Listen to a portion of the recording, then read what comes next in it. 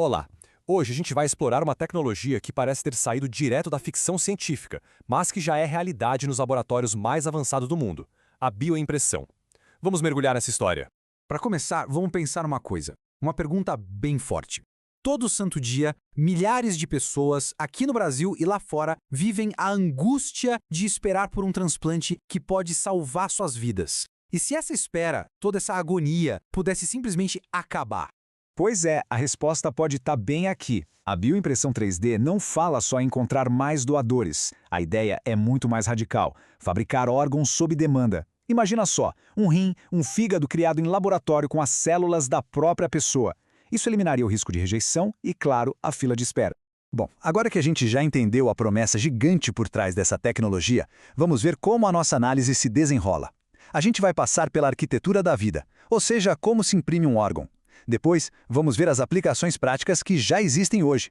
Em seguida, a gente encara a grande muralha da vascularização. E, por fim, os desafios bem complexos que vêm pela frente. Certo. Então, como é que se imprime um órgão? Parece mágica, né? Mas, na verdade, é um processo científico incrível, dividido em etapas bem claras.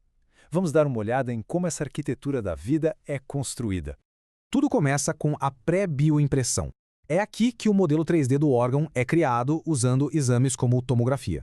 Logo depois vem a bioimpressão de fato. Uma impressora super precisa vai depositando a biotinta camada por camada para construir a estrutura. E para fechar, na pós-bioimpressão, o tecido vai amadurecer dentro de um bioreator, que é um ambiente que simula o nosso corpo. Agora, o mais interessante aqui é essa tal de biotinta. Esquece a tinta da impressora comum. A gente está falando de um hidrogel, tipo uma gelatina, só que cheia de vida. O ingrediente principal são as células-tronco da própria pessoa, misturadas com nutrientes para que elas consigam sobreviver e começar a se organizar. Mas as células não são simplesmente jogadas de qualquer jeito. A impressora primeiro constrói o que a gente chama de andaime, feito de um material biodegradável. Esse andaime dá a forma exata do órgão. E aí, conforme as células vão se multiplicando e formando tecido de verdade, esse andaime vai se dissolvendo. No fim das contas, o que sobra é só o órgão biológico. Isso tudo pode soar como algo de um futuro muito distante, mas a bioimpressão já está transformando a medicina de formas bem reais. Vamos em frente para ver como isso já acontece na prática.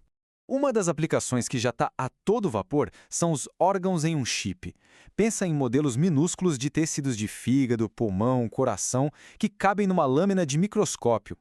Isso permite testar novos remédios de um jeito muito mais preciso do que em testes com animais, o que, aliás, está super alinhado com a nova legislação brasileira sobre o assunto. E na regeneração de tecidos? Aqui o avanço é de cair o queixo. Imagina só, já existem protótipos de bioimpressoras portáteis que podem, literalmente, imprimir novas camadas de pele direto em cima de uma queimadura. Isso acelera a cicatrização de um jeito absurdo. E não para por aí não. A regeneração de cartilagens e a criação de enxertos ósseos personalizados já são uma realidade em laboratórios de ponta. Olha, pele e cartilagem são conquistas gigantescas, mas a meta final, o grande sonho mesmo, é conseguir criar órgãos sólidos e complexos. O caminho é longo, a gente sabe, mas o objetivo é muito claro. Um dia, bioimprimir rins, fígados e corações para finalmente zerar a fila de transplante. Mas aí a gente chega no maior obstáculo científico de todos: a grande muralha que hoje impede a criação desses órgãos mais complexos: a vascularização. O ponto aqui é o seguinte: um órgão precisa de uma rede gigantesca de vasos sanguíneos para levar nutrientes para todas as células. Sem isso, as células que ficam mais no fundo morrem de fome em questão de horas. Construir um órgão sem essa rede é a mesma coisa que construir uma cidade inteira com todos os prédios, mas esquecer de fazer as ruas. A cidade simplesmente entraria em colapso. Mas o progresso é impressionante. Lá em 1999, o Dr. Anthony Atala já tinha conseguido implantar uma estrutura de bexiga bioimpressa.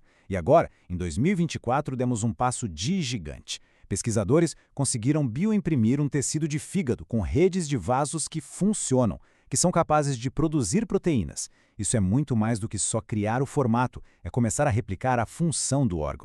E como é que se resolve um problema tão complicado? A resposta parece estar na união de tecnologias.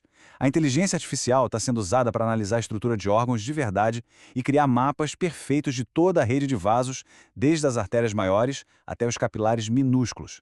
É a IA guiando a bioimpressora com uma precisão que seria impossível para um ser humano.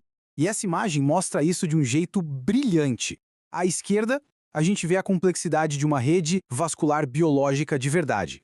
À direita, um modelo gerado por inteligência artificial que não só imita, mas otimiza essa estrutura para poder ser fabricada. É a tecnologia literalmente aprendendo com a biologia para depois conseguir construir a própria biologia. Ok, vamos supor que essa muralha da vascularização seja derrubada. E se a parte da ciência for resolvida? Bom, os desafios que vêm depois talvez sejam ainda mais complicados, porque envolvem toda a sociedade. A imagem de uma balança com um coração de um lado e dinheiro do outro é muito simbólica. Porque, a partir do momento em que a tecnologia estiver pronta, a gente vai ter que encarar uma série de dilemas éticos, financeiros e de regulamentação. E os principais dilemas são bem claros. Primeiro, custo e acesso. Isso vai ser uma tecnologia só para quem tem muito dinheiro, criando uma divisão na saúde.